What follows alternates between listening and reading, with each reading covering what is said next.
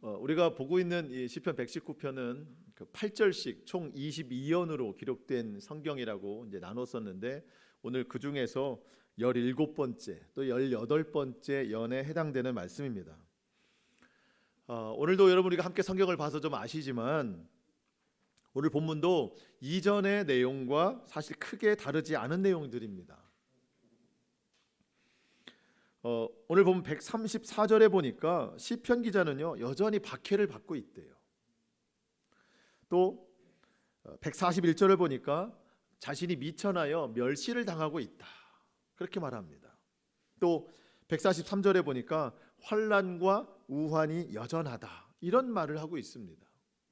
그런 중에도 시편 기자가 고백하는 것은, 하나님 나에게 말씀을 통해 깨닫게 하시고, 하나님 나에게 말씀을 가르쳐 주시고, 그 말씀을 통해 은혜를 주시옵소서, 이런 간구를 하고 있어요. 그러니까 지금까지 우리가 봐왔던 내용하고 사실 크게 다르지가 않아요.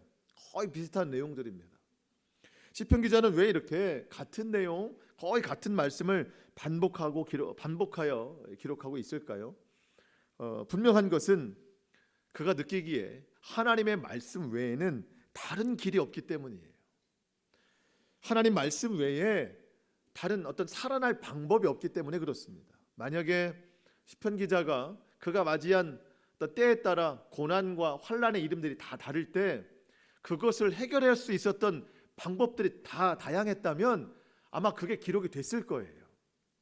또 그런 길이 열렸다면 그게 기록이 됐을 텐데, 시편 기자는요 모든 인생 가운데 찾아온 그 상황과 환경 중에 그를 살릴 수 있었던 유일한 방법이 오직 하나님의 말씀이었다, 이렇게 고백을 하는 겁니다.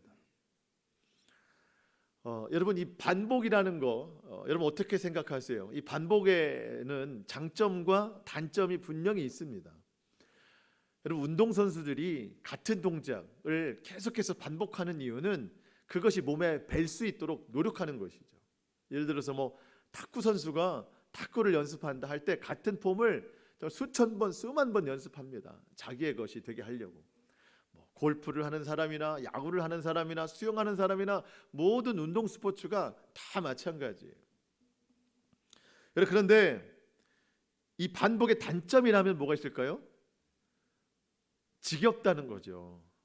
똑같은 거를 계속 해야 되니까 참 지겹습니다. 지루하기도 하고. 하지만 그것을 이겨냈을 때 그 전과는 다른 참 수준 높은 실력으로 성장할 수 있는 겁니다. 모든 분야가 다 그렇죠. 여러분, 그렇게 해서 얻어진 이 반복의 장점이라고 한다면, 그 오랜 훈련을 통해 그것이 습관이 되어서 비로소 이제 내 것이 되게 하는 것, 내 것이 되게 하는 것. 여러분, 시편 119편이 우리에게 주는 교훈이 그거예요. 계속해서 반복적인 내용들이 나오지만 결국 하나님의 말씀이 우리의 것이 되게 하는 것, 이것이 시편 119편이 우리에게 주는 교훈입니다.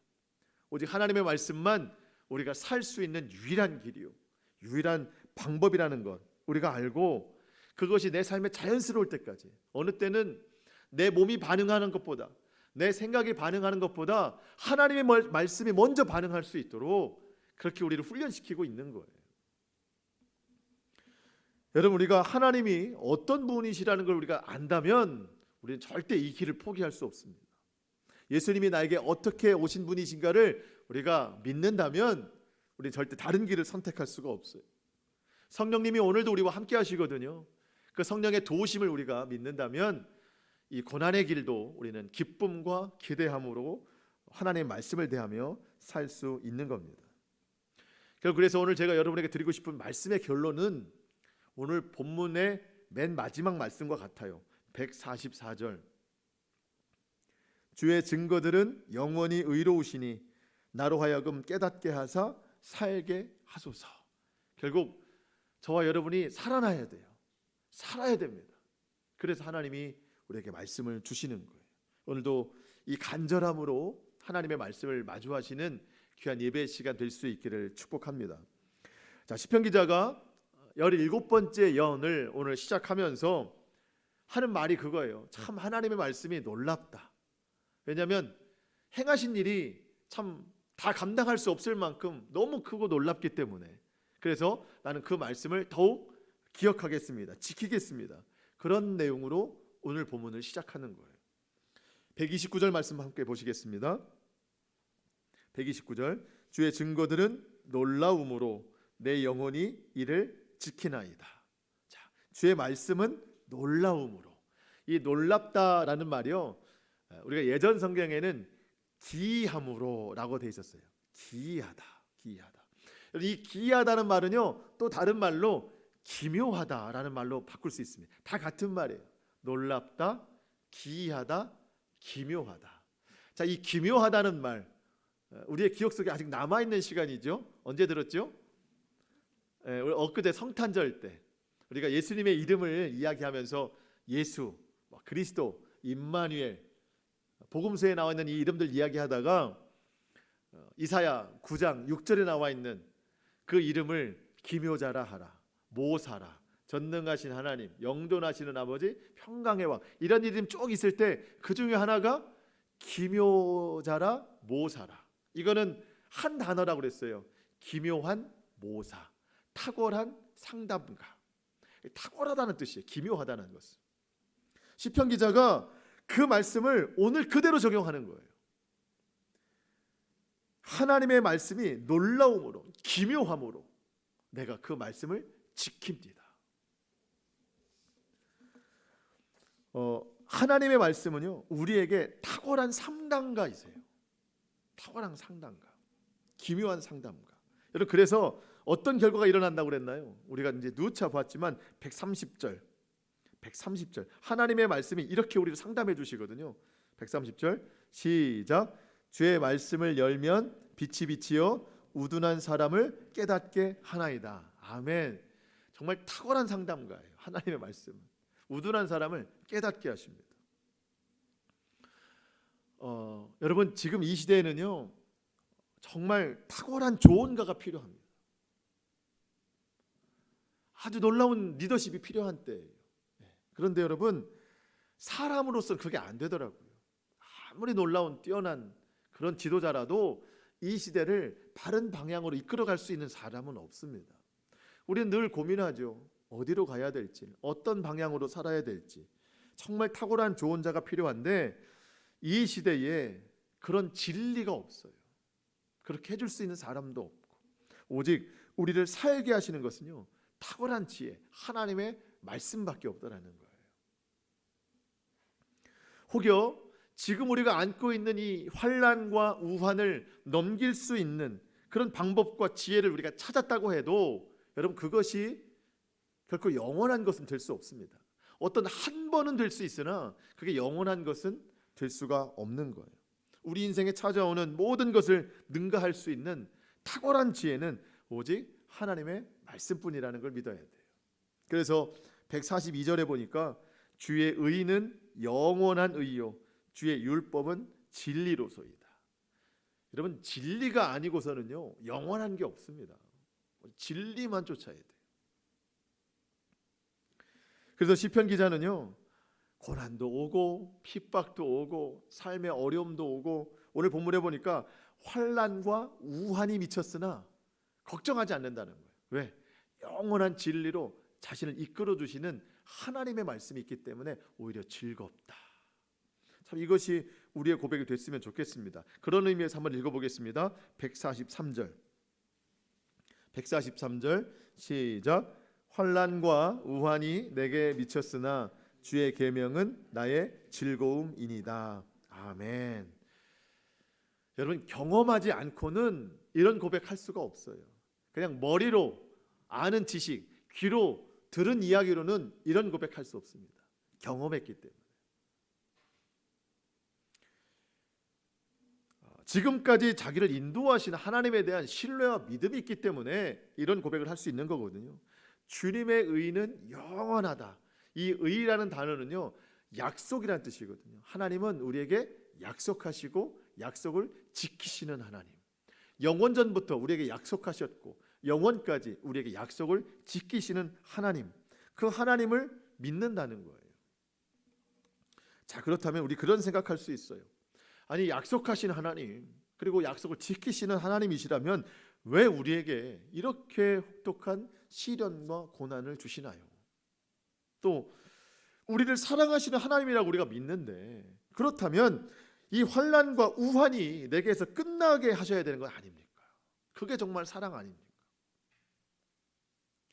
하나님만이 유일한 살 길이라고 우리가 믿고 선포한다면 이 절망의 상황에서 빨리 우리를 건져 주셔야 되는 것 아닌가? 우리가 이런 고백할 수 있는데 사실은 제 고백이에요. 제가 이런 고백 많이 해요. 하나님 언제까지입니까? 이런 생각 많이 하거든요. 근데 늘 하나님은 참 반대로 말씀하세요. 하나님의 생각은 우리의 생각과 다르다는 거예요. 우리는 하나님 빨리 고난을 좀 없이 해주세요 라고 기도하는데 하나님은 그렇게 말씀하세요. 하나님은 고난을 없이 하시는 분이 아니라 고난 중에 함께 하시는 분이시다. 여러분, 바벨론에 세 친구가 있죠. 이 세 친구가 그 당시에 그 바벨론 왕 느부갓네살 왕이 만든 금신상, 이 어마어마한 금신상에 모두 다 절하게 했는데 이 다니엘의 세 친구만 절을 하지 않았죠. 그래서 풀무불에 들어가게 됐습니다. 성경에 보니까 모든 사람이 다 절했다. 물론 다니엘은 그 자리에 없었어요. 그래서 이제 빠진 것이고, 모여있는 모든 백성들, 모든 관리들, 모든 사람들이 다 절할 때 우뚝하니 서 있는 세 사람, 이 세 친구만 서 있어서 사람들이 그를 고발했습니다. 당연히 바벨론 사람들은 다 엎드려 절했겠죠. 성경에 주목하는 건 뭘까요? 이 다니엘과 세 친구뿐만 아니라 유대에서 포로로 끌려간 믿음 있는 소년들이 거기에 많이 있었다는 거예요. 그런데 그들도 다 무릎 꿇어 절을 했는데 이 세 친구만 절을 하지 않았다. 고난당했다. 그래서 풀무불에 들어가게 됐다는 겁니다. 들어간 사람은 세 사람인데 느부갓네살이 눈을 들어 바라보니 거기에 네 사람이 있었다는 거죠. 넷째 사람은 신들의 아들과도 같다. 하나님이 그 고난 중에 함께 하시는 것을 보는 거예요. 여러분, 다른 유대에서 온 소년들은요, 고난을 견디기 싫어서 바벨론 사람이 된 거예요. 바벨론에서 주는 음식을 먹고 바벨론이 절하는 그 우상에게 절하게 되고 다 바벨론 사람이 된 겁니다. 왜? 고난을 견디기 싫어서. 하지만 그 세 소년은요, 이 고난 중에도 우리와 함께 하실 것이다. 혹 그리 아니하실지라도 나는 믿음을 지키겠다. 그랬더니 하나님이 고난 중에 그들과 함께 하셨습니다. 다니엘도 마찬가지잖아요. 다른 신에게 기도하면은 사자굴에 들어간다 알면서도 그 가운데 들어가잖아요. 하나님이 그 가운데 다니엘을 지켜주셨습니다. 여러분, 우리가 생각하는 고난은요, 하나님이 우리를 심판하시기 위함이 아니고 우리를 단련하시기 위함입니다. 여러분, 심판이라는 단어는요, 믿는 사람에게 쓰는 게 아니에요. 물론 마지막 때 심판의 자리가 있기는 하지만 그 심판을 통해서요, 결국 멸망의 길로 가는 것, 그것은요, 예수님 믿지 않는 사람들에게 해당하는 거예요. 우리가 당하고 있는 이 지금 고난은요, 심판이라고 말할 수 있는 것이 아니라 단련의 시간이다. 내 믿음을 단련하는 시간, 훈련하는 시간이다. 그렇게 표현할 수가 있는 거예요. 그러면서 이 고난 중에 여러분, 하나님의 말씀을 열면은요, 빛이 비춰요. 우둔한 자를 깨닫게 하십니다. 그 빛을 통해서 성경에 보니까 하나님의 얼굴을 볼 수 있게 한대요. 참 놀라운 증거입니다. 135절 말씀입니다. 135절, 주의 얼굴을 주의 종에게 비추시고 주의 율례로 나를 가르치소서. 시편 기자가 말하는 게 하나님의 얼굴을 나에게 비춰주세요. 비춰주세요. 이 빛이라는 개념이 벌써 두 가지 나오죠. 130절에 우둔한 사람은 성경을 열면 성경에서 빛이 비친다. 여러분, 말씀을 열면 말씀의 빛이 비치고 또 하나님 앞에 가까이 나아가면 주의 얼굴의 빛이 비칩니다. 여러분, 시편 기자가 살 수 있는 힘이 이 두 가지였어요. 말씀의 빛, 주의 얼굴의 빛. 이 빛을 경험하다 보니까 그 놀라운 증거를 말하지 않고는 견딜 수가 없었던 것이죠. 이 기이한 일들을 통해서 매일매일 놀라운 역사 속에 살아가는 겁니다. 여러분, 그리스도 예수 안에서 살아가는 저와 여러분의 삶의 목적이 바로 이거예요. 바로 이거. 우리가 지금 살아가고 있는 이 시대의 문제는요, 여러분, 단지 육적인 문제가 아닙니다. 질병의 문제가 아니에요. 물론 그 질병의 문제를 쉽게 보자는 것은 절대 아닙니다. 이러한 환난과 우환 속에서 우리가 꼭 붙잡아야 될 게 뭐냐, 우리가 절대로 놓치지 말아야 될 게 뭐냐를 영적으로 우리가 깨달아야 되는 겁니다. 여러분, 이 두려움과 공포 속에 우리가 살아가는데, 여러분, 세상의 악한 영이 우리에게서 빼앗고자 하는 것이 과연 무엇이겠는가? 여러분, 우리의 건강을 빼앗고자 하겠어요? 우리의 산업을 빼앗고자 하겠습니까? 여러분, 악한 영이 뺏고자 하는 게 뭐예요? 우리의 영이에요. 영. 우리의 믿음을 뺏고자 하는 겁니다. 물론 삶이 참 고단하고 힘들죠. 건강에 대한 위협을 너무 많이 느끼는 때인데, 여러분, 이 모든 것은요, 하나님께 다 맡겨드려야 돼요.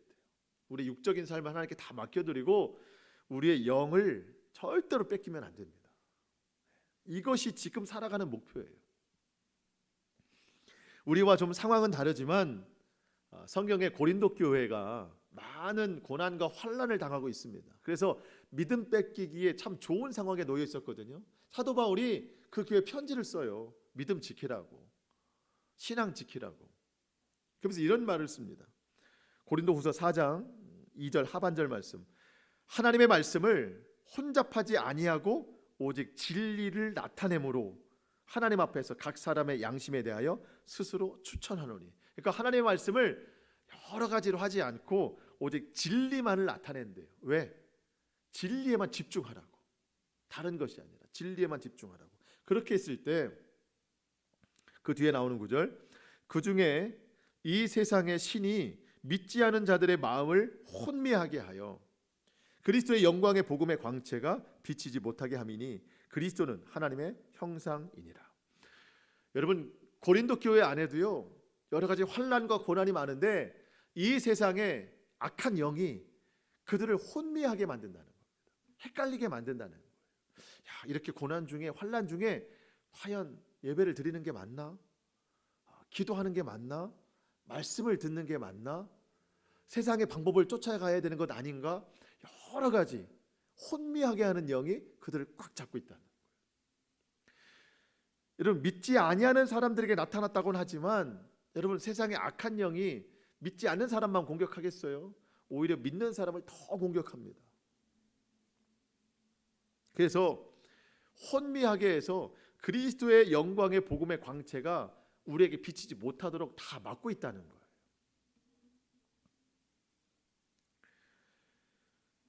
여러분, 악한 영의 공격이 거세질수록 하나님의 말씀은 더 분명하게 드러나야 됩니다. 그래서 사도 바울이 진리만 나타낸다, 진리만 선포한다.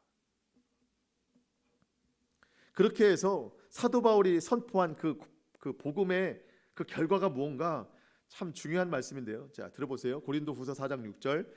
어두운 데에 빛이 빛이라 말씀하셨던 그 하나님께서 예수 그리스도의 얼굴에 있는 하나님의 영광을 아는 빛을 우리에게 비추셨느니라. 좀 복잡한데요. 제가 설명을 해드릴게요. 자, 어두운 데에 빛이 빛이라 말씀하셨던 하나님께서, 그러니까 창조의 하나님께서, 빛을 만드신 하나님께서 예수 그리스도의 얼굴에 있는 하나님의 영광을 아는 빛을 우리 마음에 주셨다. 하나님께서 예수 그리스도의 얼굴에 있는 빛을 우리 마음에 두셨다. 그 빛이 뭐냐? 하나님의 영광을 아는 빛. 자, 예수님의 얼굴에는 빛이 있어요. 그 빛이 내 마음에 비춰졌어요. 어두운 내 마음을 비춰주셨습니다. 그랬더니 내가 하나님의 영광을 알게 됐대요. 하나님이 그것을 허락하셨다는 거예요. 만드셨다는 겁니다. 예수님의 얼굴에 빛이 있다. 여러분, 예수님은 어떤 분이시죠? 하나님의 말씀이 육신으로 되어 오신 분이십니다. 결국 예수님에게 빛이 있다. 그것은 말씀을 열면 빛이 있다. 그 말씀을 열면 빛이 있어서 우리로 하나님의 영광을 보게 한다.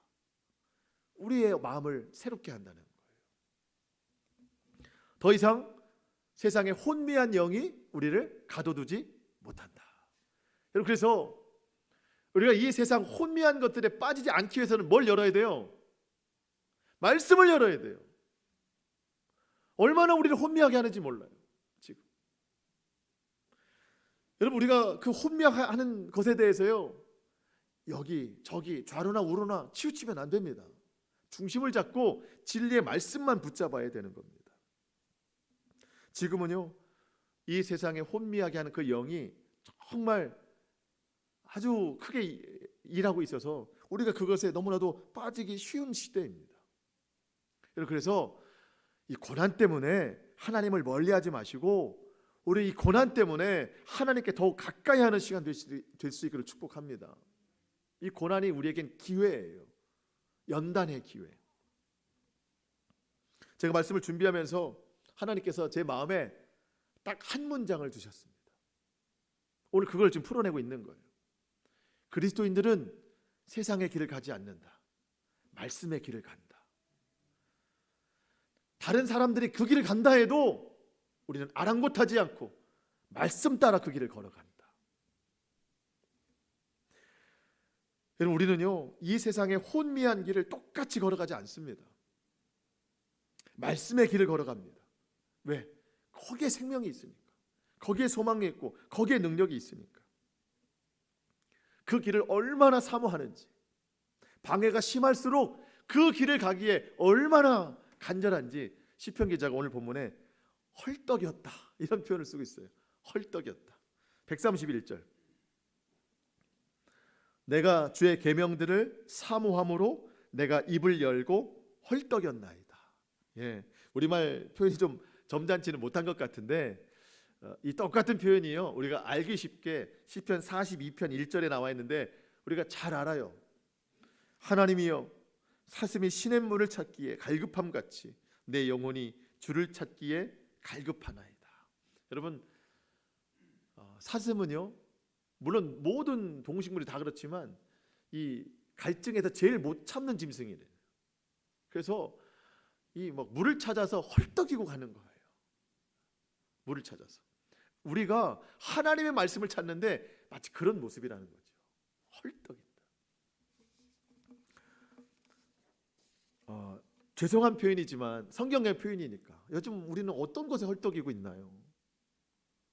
어떤 것을 찾고 있고 어떤 것을 갈망하고 있나요? 이 고난과 어려움 앞에 무엇이 해결책이라고 생각하고 있나요? 우리에게 정말 필요한 것은요, 영적인 체험입니다. 영적인 체험. 어두운 시대에 빛이 필요하고 우둔한 삶에 지혜가 필요하잖아요.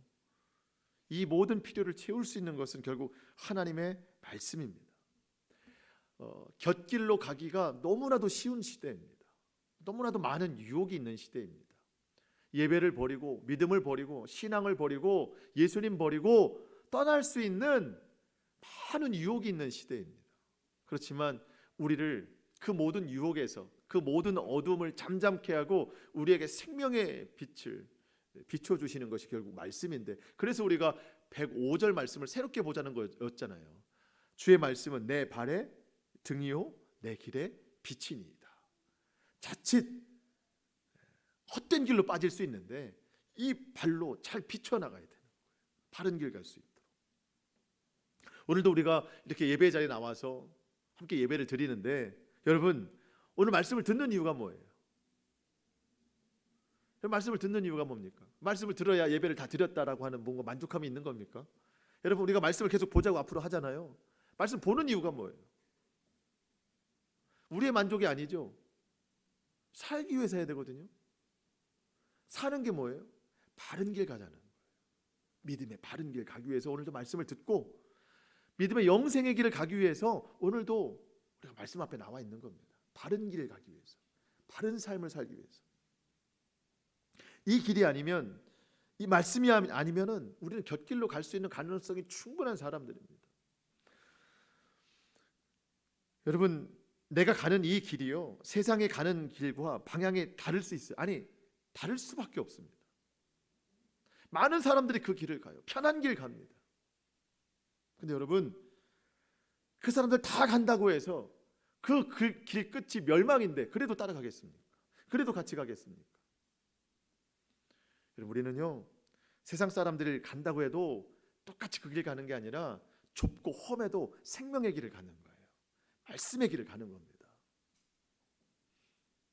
그래서 예수님이 우리에게 주신 교훈이 그거지 않습니까? 마태복음 7장 13절 14절 좁은 문으로 들어가라. 멸망으로 인도하는 문은 크고 그 길이 넓어 그리로 들어가는 자가 많지만 생명으로 인도하는 문은 좁고 길이 협착하여 찾는 자가 적음이라.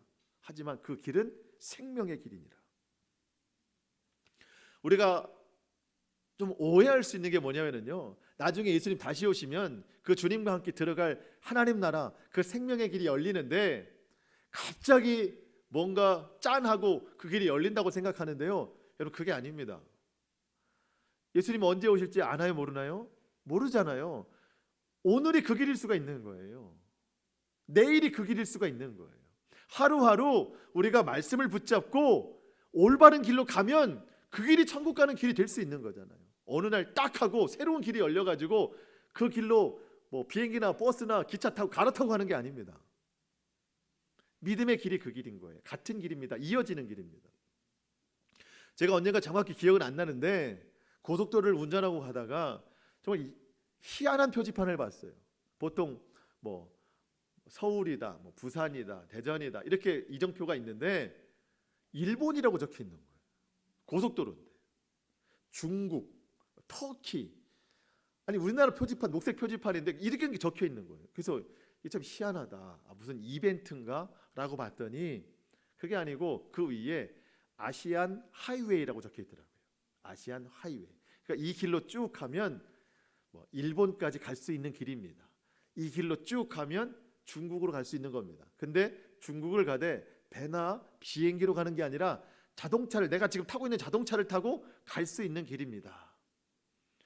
여러분 지금 눈빛이 제가 거짓말한다고 생각하시는데 여러분 분명히 있습니다. 그래서 찾아봤어요. 제가 기억이 나가지고 인터넷에. 꽤 오래된 그 계획이더군요. 1959년에 아시아 태평양 경제사회위원회 이런 데에서 이걸 계획하고 만들자 했던 거예요. 그러니까 모든 나라, 모든 대륙을 땅으로 이어보자라는 거예요. 그래서 문화와 어떤 정치적인 교류를 잘 해보자, 경제적인 교류를 잘 해보자 하는 거에서, 물론 우리가 지금 뭐 중국을 가려면 북한을 통해서 이렇게 넘어가든가 그렇게 해야 되잖아요. 아직 우리는 그 길도 열리지 않았죠. 뭐 일본을 간다 치면 배나 비행기가 아니라 뭐 해저 터널을 뚫어 가지고 자동차를 타고 갈 수 있게끔, 그래서 온 나라가 다 이어지게끔 그런 계획이 아시안 하이웨이라고 하는, 제가 봤던 표지판이 지금도 있어요. 여러분 혹시 고속도로 가다가 그 표지판을 보시면 이게 그런 거구나. 모든 나라를 다 잇는 것, 이어버리는 것이구나. 자동차를 타고 갈 수 있게끔. 제가 말씀을 준비하다 그게 생각이 났어요. 다 이어지는 거다. 여러분 오늘이 그날로 이어지는 거예요. 그날이 갑자기 오는 게 아니에요. 물론 갑자기 오지만 새로운 길이 열리는 게 아닙니다. 오늘 내가 말씀을 따라서 순종하고 하루를 살아가면 그 생명의 길에 하루하루가 되는 거예요.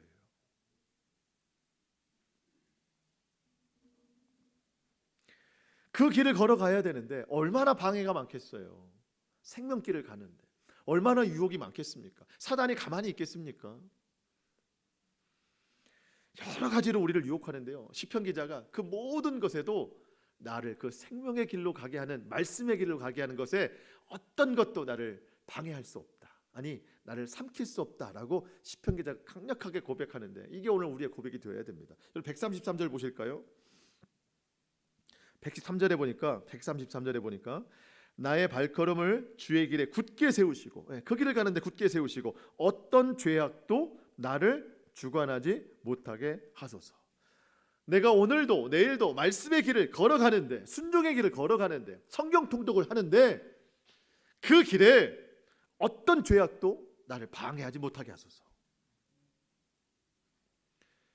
더 심한 게 나옵니다. 134절 박해. 사람의 박해에서 나를 구원하소서. 그러면 내가 주의 말씀들을 지켜나가겠습니다. 박해가 와도 상관이 없다는 거예요. 여러분 이 박해에 대해서 좀 생각을 해보고 싶은데, 여러분 박해가 뭔가요? 우리가 생각하는 박해가 뭐예요? 초대교회 예수님 믿는 사람들 붙잡아다가 감옥에 가두고 매를 맞게 하고 심지어 죽이기도 하고 이런 공포스러운 일들, 박해. 뭐 우리나라 초창기에도 뭐 지금도 그럴 수 있지만 예수님 못 믿게 하려고, 교회 못 나가게 하려고 얼마나 심하게 박해를 많이 했는지. 우리가 생각하는 박해가 다 그런 거예요. 근데 여러분, 그거는요 박해의 어떤 모양 중에 하나예요. 박해로 나타난 현상 중에 하나입니다. 물론 가장 견디기 힘든 극심한 박해의 모양 중에 하나라는 거예요. 그냥 그게 자체가 박해가 아니고, 여러분 박해의 모양을 생각하는 게 아니라요, 우리는 박해의 목적을 생각해야 되는 겁니다. 여러분, 박해가 왜 있다고요? 예수님 못 믿게 하려고, 하나님에게서 멀어지게 하려고. 그런 의미로 보면은요, 이 시대는요 아주 극심한 박해의 때입니다. 얼마나 예수님 믿는 것을 힘들게 하는 때입니까? 얼마나 하나님 앞에 나아가는 것을 방해하는 때입니까? 얼마나 우리 자신이 하나님 앞에 기도하고 말씀 듣고 순종하여 지키기를 힘들게 하는 때인지 몰라요. 여러분, 지금이 가장 극심한 박해의 때입니다. 더 문제는 뭐예요? 박해를 모른다는 거예요. 그걸 인식하지 못한다는 거예요.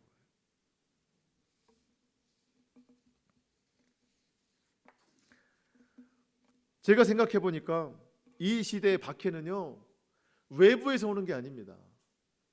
내 스스로가 나를 박해하고 있어요. 내 스스로가 하나님에게서 멀어지게 하는 것들을 내가 너무 많이 허용하고 있어요. 예배도 나는 내려놓고, 말씀도 내려놓고, 기도하는 거 내려놓고, 신앙, 믿음 때로 내려놓고. 여러분, 내가 나를 허용하고 있으니, 내가 나를 하나님에게서 내가 멀어지고 있으니 나를 박해하는 것은 결국 나예요. 여러분, 석히 우리가 이 박해 속에서 건짐을 받아야 돼요. 이겨낼 수 있어야 됩니다. 하나님을 더 가까이 해야 됩니다. 세상이 그렇게 흘러간다 해서 그게 자연스러운 게 아니에요. 우리에게 어떤 영적인 피해가 오는지를 우리 스스로 잘 점검해야 됩니다.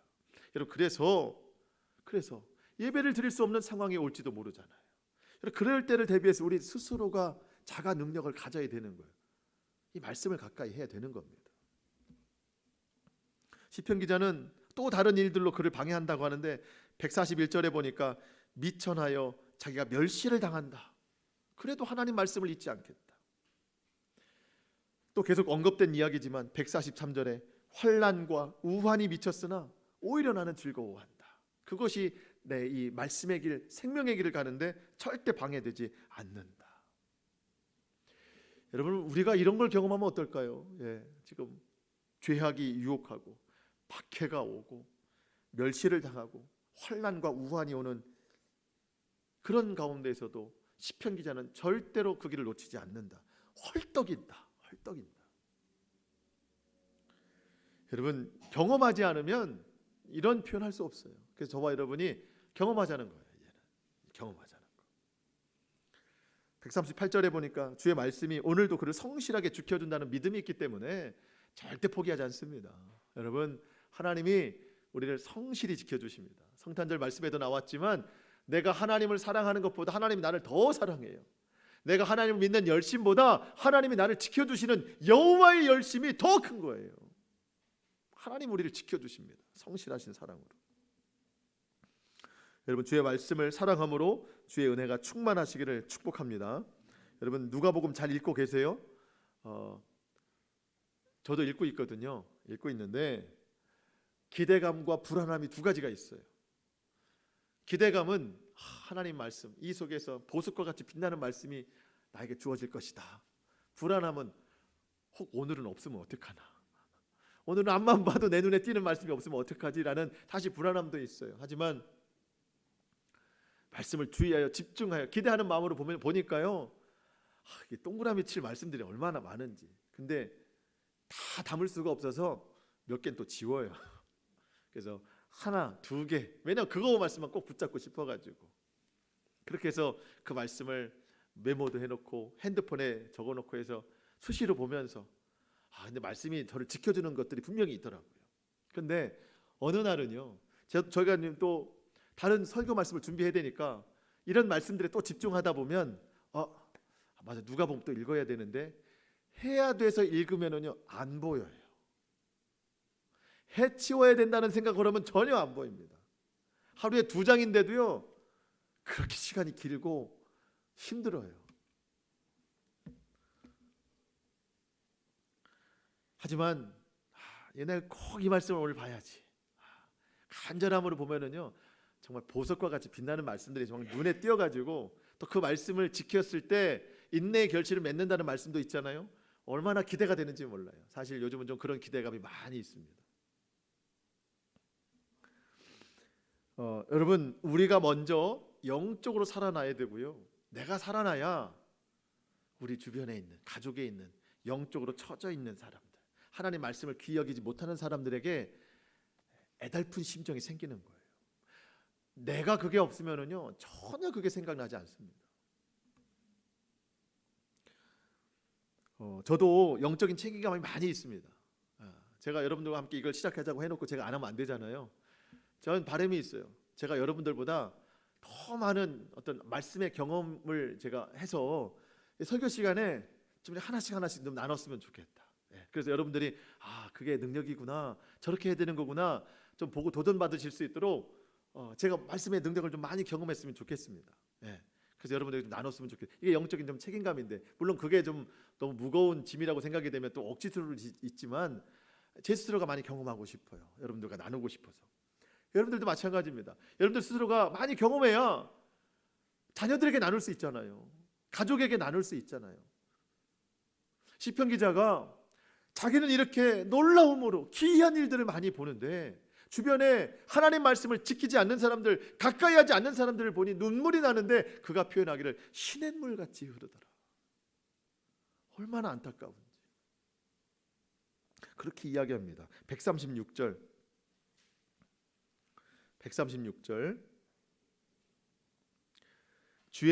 그들이 주의 법을 지키지 아니하므로 내 눈물이 시냇물 같이 흐르나이다. 여러분 누가 흘러요? 자기가 충만한 사람. 베드로와 요한이 성전에 올라갈 때 앉아있는 안진뱅이가 구걸할 때 내게 있는 것을 내게 주노니 있는 것을 줄 수 있잖아요. 우리 마음에 하나님의 말씀의 은혜가 충만해야 시냇물 같은 눈물도 흐를 수 있는 거예요. 내가 그게 없으면 그게 안 되죠. 만약 여전히 내가 그런 상태가 아니라면 우리는 남을 위한 시냇물의 눈물이 아니라 회개의 눈물, 애통의 눈물이 그 정도로 흘러야 되는 거예요. 그렇게 해서 우리 자신부터 말씀으로 다잡고 그렇게 내가 말씀으로 좀 채워졌을 때 그때야 비로소 보이는 영혼, 말씀을 가까이 하지 않는 그들을 바라볼 때 우리의 눈에 시냇물 같은 안타까운 눈물이 흘러야 됩니다. 그 눈물은 결국 기도의 눈물로 변화되는 것이죠. 믿음이 떨어지고 은혜가 사라진 자들이 분명히 있어요. 이 시기에 여러분 하나님께서 그들에 대해서 친히 간섭하실 때도 있지만 하나님은 사람을 통해서 역사하십니다. 우리가 하나님이 선택하셔서 사용하시는 그 하나님의 도구로 쓰임받을 수 있기를 축복합니다. 그래서 우리 자신은 하나님의 말씀 앞에 헐떡이고 그렇게 해서 보여지는 믿지 않는 사람들, 우리의 가족들, 여러분 우리가 말로만 외칠 게 아닙니다. 우리가 시냇물 같은 눈물을 흘리면서 기도로 그들을 도와야 돼요. 내 마음에 충만한 말씀으로 그들을 살려야 됩니다. 여러분 요셉이 애굽뿐만 아니라 모든 지역의 사람들을 살릴 수 있던 건 뭐예요? 하나님이 지혜를 주셔서 애굽 7년 동안 풍년 거둬들인 양식을 창고에 모아들였다가 그 뒤에 있는 흉년에 창고를 다 열어서 애굽뿐만 아니라 그 주변의 모든 사람들 다 먹여 살리지 않습니까?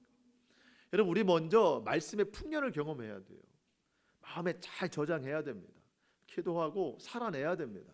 그렇게 해서 우리 주변에 말씀의 흉년을 겪고 있어서 고통당하는 이들이 있다면 진짜 핍박이 뭔지, 지금 시대 진짜 고난이 뭔지를 그들에게 깨닫게 하여 주셔서 우리 마음속에 저장된 이 말씀을 풀어내야 되는 겁니다.